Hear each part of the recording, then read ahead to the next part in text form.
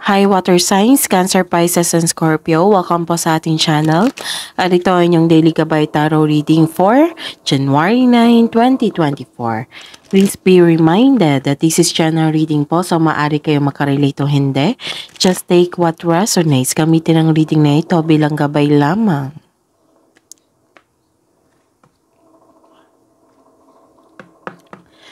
Balik po kayo dito bukas para sa ating Daily Gabay Tarot Reading.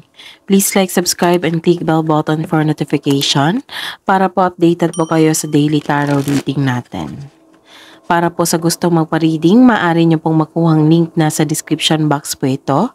Message nyo lang po ako sa Messenger. Maraming salamat po. Spirits guys, ano po ang ganap sa araw na ito ngayong January 9, 2024 para po kay Cancer, Pisces, and Scorpio. You're taking time to your child, apo, pamangkin. This is literally a child. Pwede din itong new beginning sa inyong buhay.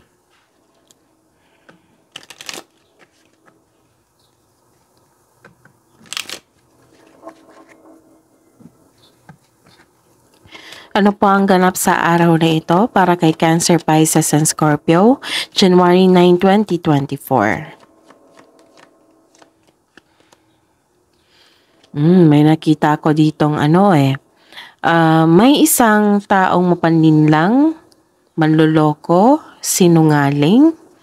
Mag-ingat sa taong ito.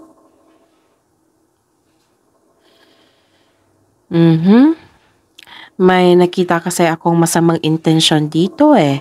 Pwede din seduction ito or other woman. Pwedeng okay, pagpaliban lang itong taong ito kasi pagkukos ito ng trouble eh. Kasi may nakikita akong pagsisinungaling. So, ayun. Mag-ingat sa taong maluloko kasi masama ang intention niya. Mag-cause ito ng pwede din itong maliligaw, nagkaroon ng seduction. Pwede pa, baka pwedeng ipagpaliban ito kasi may nakita akong trouble. Kasi may kasinungalingan. Oo, may nagsinungaling. Pwede din ito na nagkaroon kayo ng ambition. Ambition. Nagbuo kayo ng ambition na which is you have a lack of experience sa ganitong ambition. Kaya nagpaplano kayo. Siguro mag-take kayo ng new skills. Mag-school kayo. Pero mostly kasi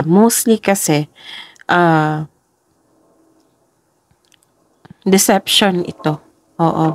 Pag-traidor, mapandinlang, masamang intention. So, mag-ingat sa taong ito. Cancer, Pisces, and Scorpio. Ano po ang ganap sa araw na ito para kay Cancer, Pisces, and Scorpio ngayong January 9, 2024? Diba sabi ko lang kanina na maaring maniligaw ito na may seduction po na ganap. May nakita nga ako ditong other woman eh. Tapos, ayun. Kung pwede, pagpaliban muna kasi nag-cause ito ng trouble. Magka-cause ito ng danger sa inyo or trouble. Tapos, kasi may nagsinungaling. Maaring ikaw or yung taong yun. Tapos may nakita akong may matanggap kayong reward dito. Compliment from other people, pleasure, flattery. Maaring itong taong ito itong nagkaroon ng seduction po. Mahilig siya magbigay ng regalo sa inyo. Mag-compliment sa inyo na nag-cause ng flattery sa inyo. Flattered kayo kasi you receive compliment. Pwede din. Pwede din sa trabaho mo ito na nakatanggap ka ng rewards.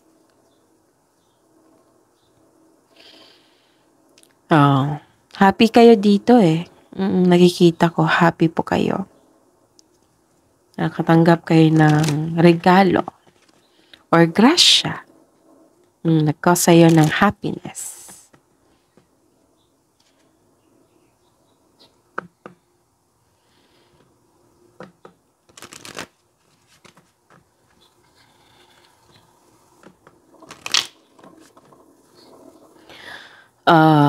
Message po para kay Cancer, Pisces, and Scorpio ngayong January 9, 2024. Spirits guides. Make the best choices.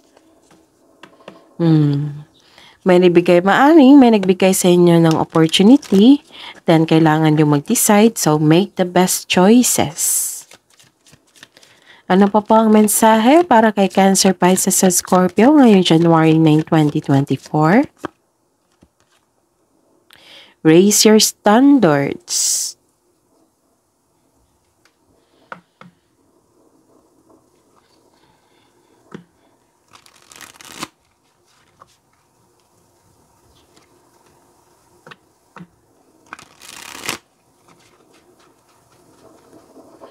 Ano po ang energy? Ano po ang energy ni Cancer, Pisces, and Scorpio ngayong January 9, 2024?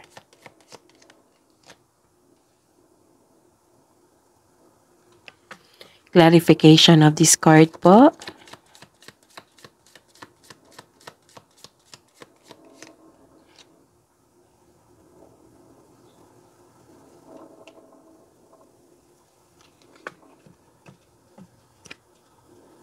Clarification, career and money ni Cancer, Pisces, and Scorpio ngayong January 9, 2024.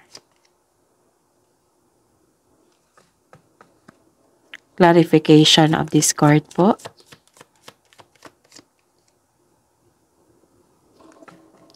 Love and romance, self-love, partnership, and romance ni Cancer, Pisces, and Scorpio ngayong January 9, 2024.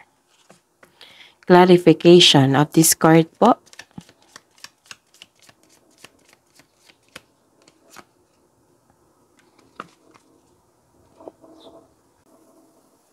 Ayos lang natin yung camera.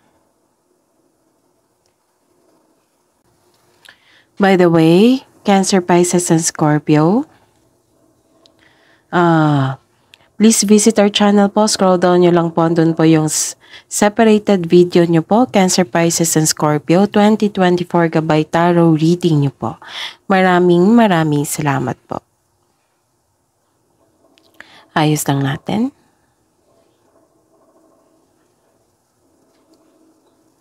Okay. Sa araw na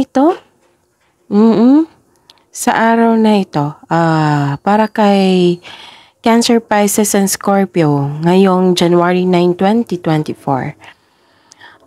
Sabi po ng card dito po, Cancer, Pisces, and Scorpio, na kailangan yung habaan ng inyong pasensya.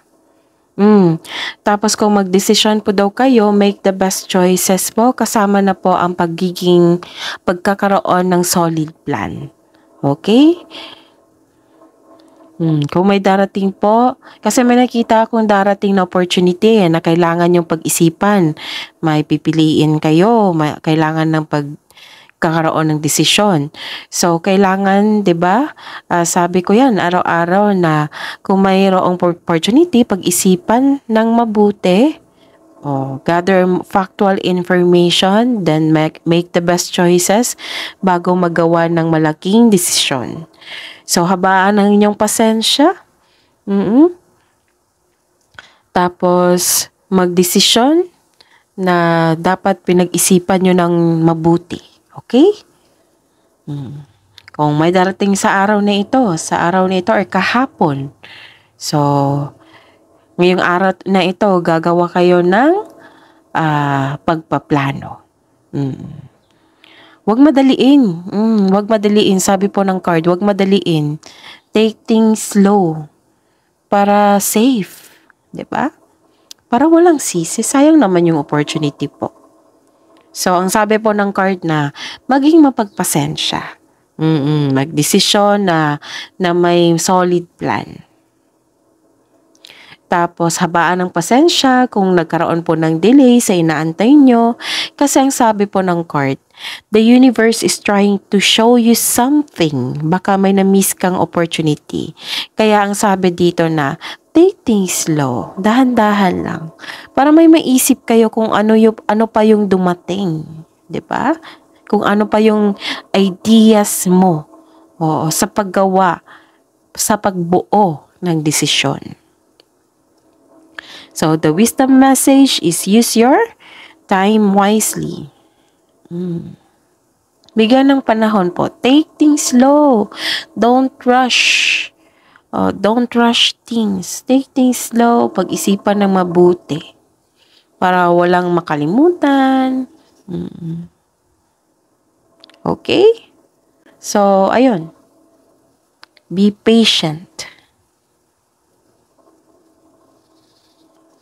Ano pa? Ano pa ang mensahe?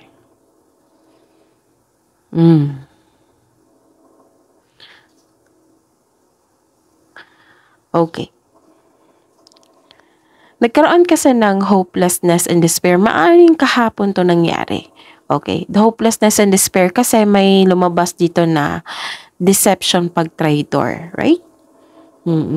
Or nag-iisip kayo sa inyong desire sa inyong buhay or ambition. Kaya, take things slow. Tapos, take things slow, be patient. Tapos, dito rin, sabi po ng card na, stop overthinking. Huwag magpasobra. Kasi, nakakasira yan sa inyo. Okay? So, pagbalansen. Balanse lang ito. Balanse. Huwag mawalan ng pag-asa. Huwag maiinip. So, sabi nga dito na take things slow. Relax lang. Nakikita ko naman dito na ayaw nyo nang mag-overthink. Kinakaya nyo ang sitwasyon, yung challenges. Remember, diba, sabi ko sa inyo kahapon, January 8. Remember, yung dumating na challenges, obstacles, karugtong niyan is success. Okay? Huwag niyong iwasan. Face your fears. Tapos huwag magpasobra ng pag-alala kasi may nakita kong anxiety dito or sobrang nag-alala. Okay? So, don't take this as negative. Take this as a challenge. Kasi sina-challenge kayo ng universe kung gaano kayo katatag. Alam natin yan lahat. May kasama yan, yung challenges yan, may kasama yung success na dapat ma-overcome mo. Na maging matatag ka, mapagpasensya. Pero si Cancer, Pisces, and Scorpio, kilala ko na to, mahabang pasensya nito. Kahit nga anong tanggi kahit anong tanggi niya sa mga taong nag-aabuso sa kanya, na humihingi pa rin ng tulong sa kanya, sige pa rin ng tulong kahit naubusan na siya. So, ang importante niya, kung may nag-comment sa akin, nag-comment sa atin sa channel natin na lahat na daw binigay niya kahit inaabuso na siya. Tapos ang reply ko naman, pwede naman magbigay ng tulong, basta make it sure na may naiwan para sa inyo, para matulungan mo rin yung sarili mo. Diba? Kasi si Cancer, Pisces, and Scorpio, kasama yan sa weakness niya eh. Yung pagtulong kahit inaabuso siya ng taong ito. Ewan ko ba sa inyo, Cancer, Pisces, and Scorpio, bakit kayo ganun kabait? Bakit ganun kayo kabait sa kapwa nyo? Lalo na't pamilya, nako, tulong ng tulong yan.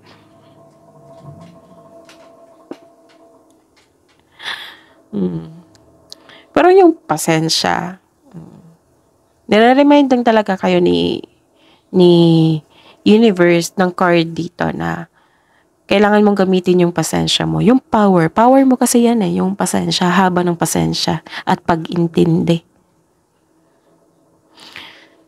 Huwag mo lang magpasobra ng kapaitan, Cancer, Pisces, and Scorpio, kasi Alam naman natin yung nature ng tao. Pag sobra yung kabaitan natin, maabuso din tayo sa huli.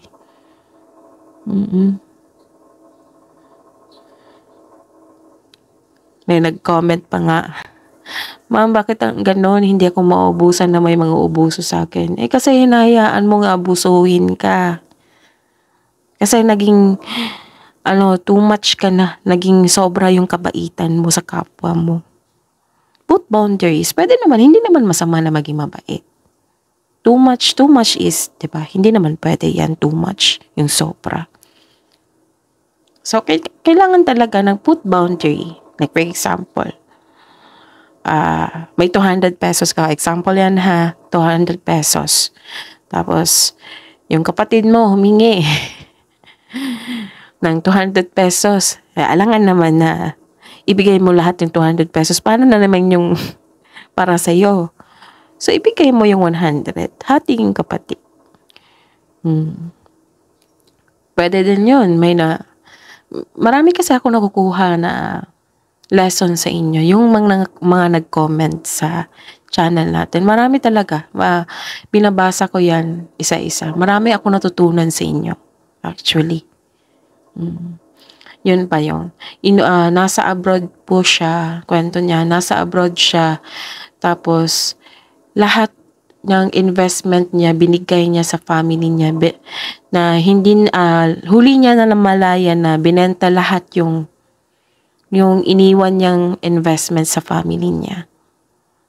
Ayun, hanggang ngayon daw, hirap po daw siya na mabaibalik yung investment. Kasi, ayun,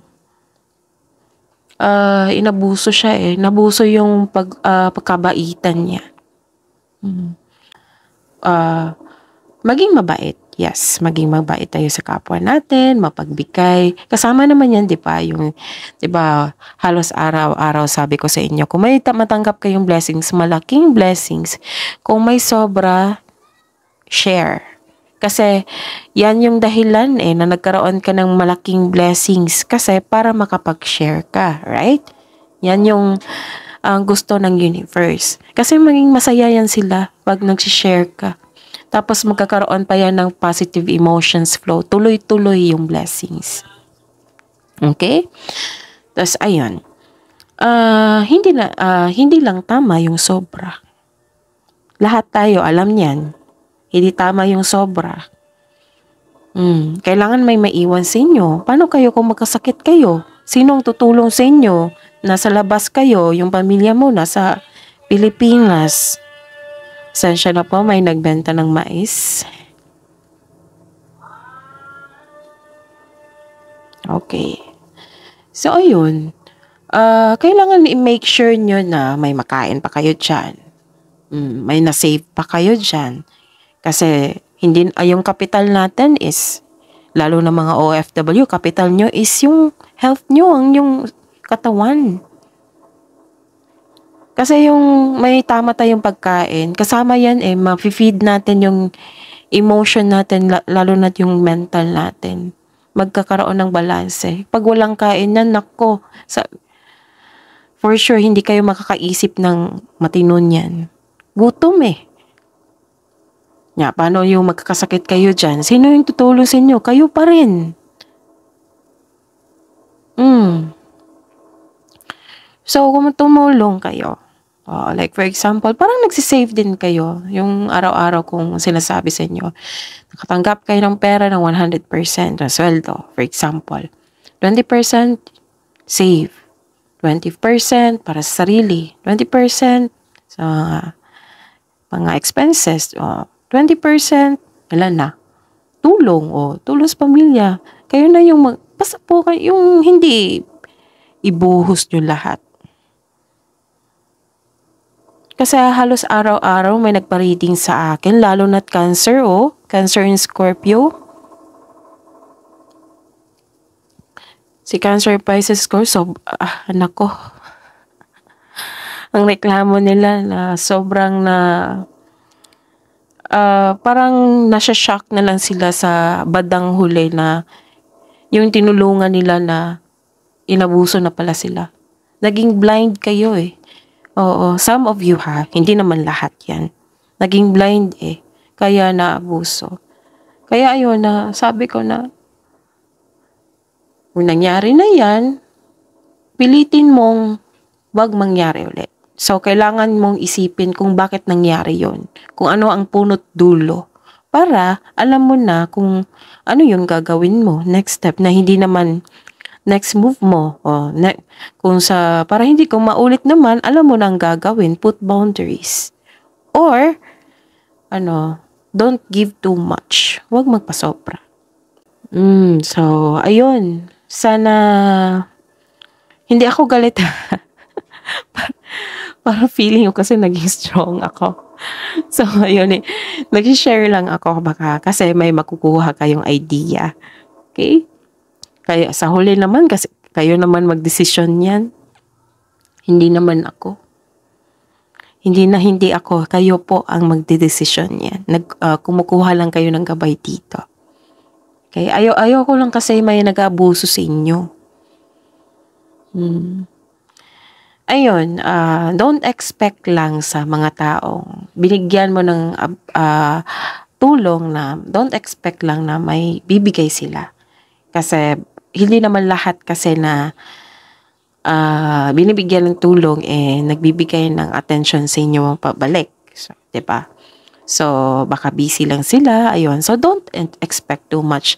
As long as you are happy na to share someone, to have a generosity, then that's it. Focus on yourself. Cancer, Pisces, and Scorpio. Don't mind them. Malaki na sila. Kung bata yan, then that's an excuse. Syempre. Oo. Pero kung adult na yan, nako, ibang usapan na yan. Bigyan mo na lang ng isahang kapital. Idea lang to ha. Example lang to. Kung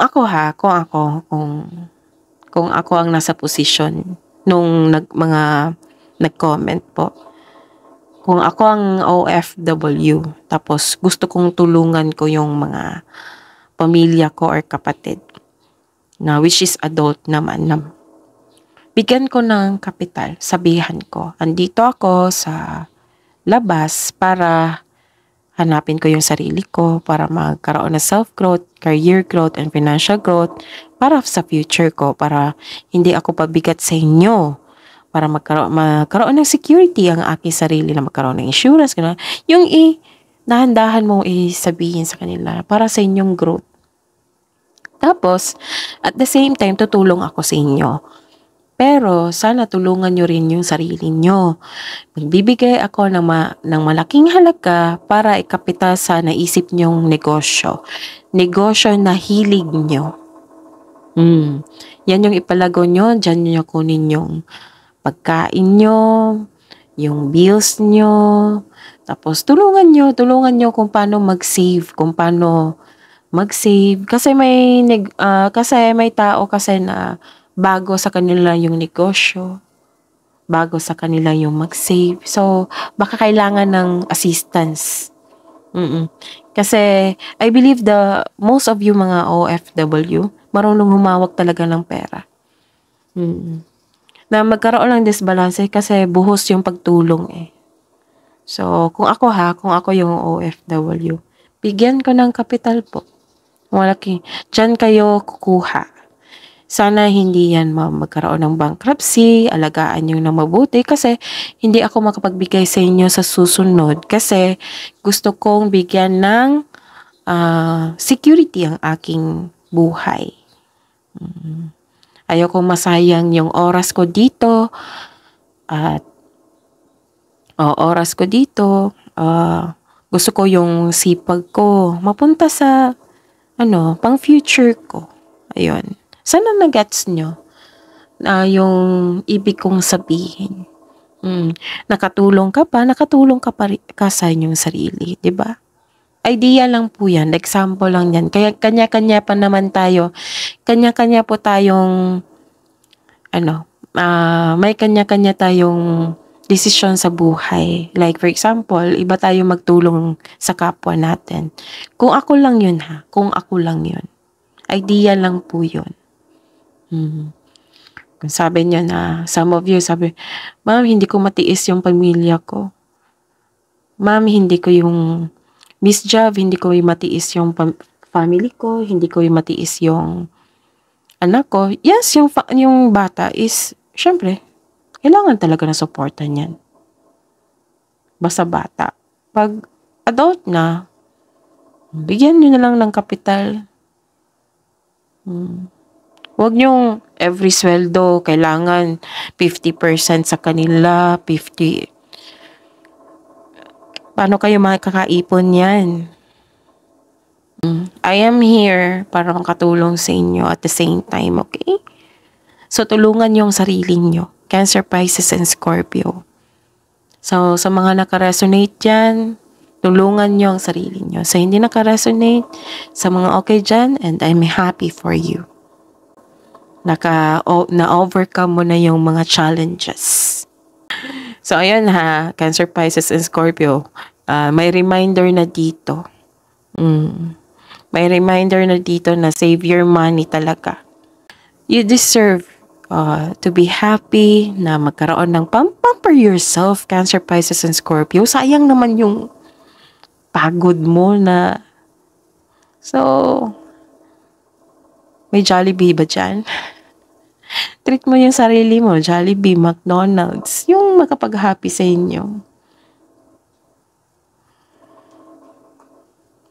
Basta po, save your money. Okay? Para pag dating ng December, may pera ako. Pagdating ng opportunity na kailangan ng capital, yes, may pera ako. Hindi na ako kailangan manghiram. Ganon. Okay, so, proceed tayo. Napahaba tuloy yung discussion natin. Okay. Ayun. You're decided naman dito na ayaw nyo na mag-overthink, kinakaya nyo ang sitwasyon. Which is good naman. Tinuloy mo nagkaroon na ng movement. Okay, so sa Cancer and Pisces po, may nakita ako dito na nagkaroon kayo ng desisyon pero may tutol. So beware po. Like for example sa career and money kasi to may decision kayo regarding sa isang project or sa paglilipat at trabaho, pero may tutol. Yan. Example yan. So the advice is take it as a reminder to try to have an open mind and be respectful of opposing viewpoints. So be respectful pa rin. Alam kong may dahilan yan sila na magtuto sa inyo. Maybe may experience sila sa inyong decision na nagkaroon silang mistake sa kanilang experiences, okay? So, i-gather mo lang yun. So, kailangan mong intindihan kung bakit sila oppose or tuto sa inyong decision. Or maybe, may instances kasi na may isang tao na tutol pero wala silang experience sa ganong decision mo. So, that is the sign of insecurity. Okay? So, ayun. Ano pa? Okay. Sabi po ng card dito, Cancer, Pisces, Scorpio, wag po daw kayo mag-overwork po. Kasi nakikita ko dito nag-overtime kayo, nag-overwork kayo, na-burnout po kayo. Wag mag-say yes kung hindi naman akma sa inyong schedule. Baka po, mabibigatan na kayo. So, kung if ever man nangyari ito, ask for help. Okay? So, ayun. Pagod po kayo dito, Gawa kayo ng solusyon para matapos na ito. Huwag niyong hayaan na magkaroon ng stagnation sa araw niyo.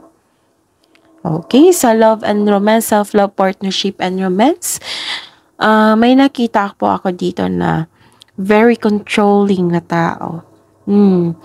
Dictator, inhumane, controlling, cold, ruthless, dishonest. Ito yan siya deception. Kasamahan mo to. Maaring kasamahan mo sa bahay, partner mo, maaring ikaw. So, mag-ingat po sa taong walang magandang intention sa inyo. Kakabasa ko lang yan, di ba? So, mag-ingat lang po sa kanya kasi isa yan siguro sa tutol sa inyong desisyon. Alamin mo kung bakit tutol siya. Baka may mabigat siyang dahilan or baka insecure. Nasa dalawa lang yan. Concern siya sa iyo or insecure. Ayon. And, ayun, which is good naman dito sa last part ng card nyo is, this is a releasing of negative emotion. This is freedom. Wow. Choices. This is choices also. Tapos, this card tells you na this is a good sign na ibinando na mo na ang toxic na tao o environment. You have your freedom. You have your freedom here.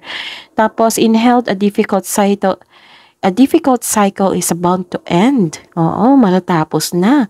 Nawala na yung addiction and bad habits mo. Nalampasan mo na and this is called recovery. Basta po may recovery po dito after this emotion, which is very good. Okay?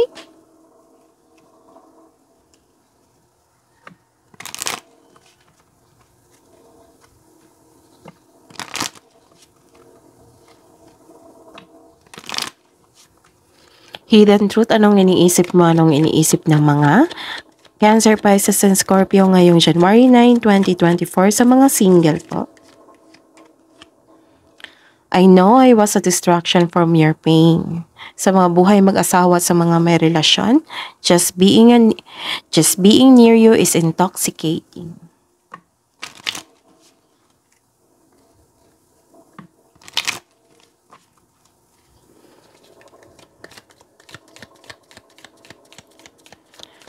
Love message po para sa mga single po. Spirits guys, Cancer, Pisces, and Scorpio ngayong January 9, 2024.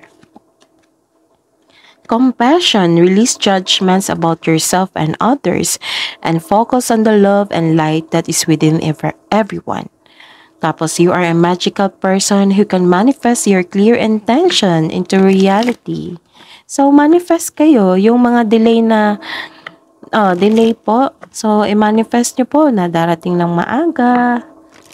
Or kung may manifest pa kayo, kung manifest pa. Kasi, may sabi dito na you are a magical person who can manifest your clear intentions into reality. Manifest kayo. Para sa buhay mag-asawa at sa mga may relasyon, signs, watch out for signs leading you true love and telepathic. Close soul connections are harmoniously synchronized, creating moments of telepathy.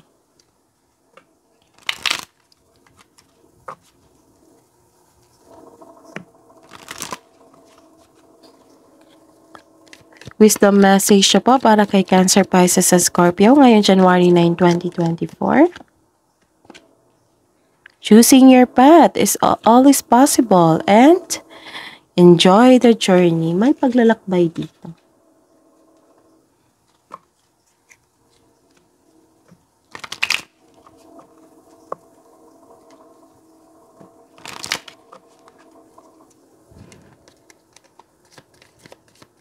Kamuang advice nyo po para kay Cancer, Pisces, and Scorpio. Wow!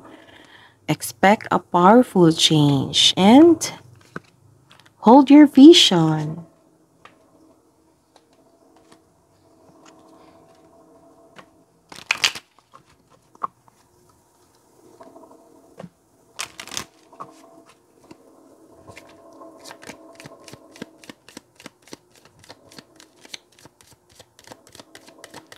Spirits guys, angels, archangels, guardian angels, mensahe nyo po para kay Cancer, Pisces, and Scorpio ngayong January 9, 2024. Victory! Yes! Message from Archangel Zandalphon, your prayers have been heard and answered of faith. Yes!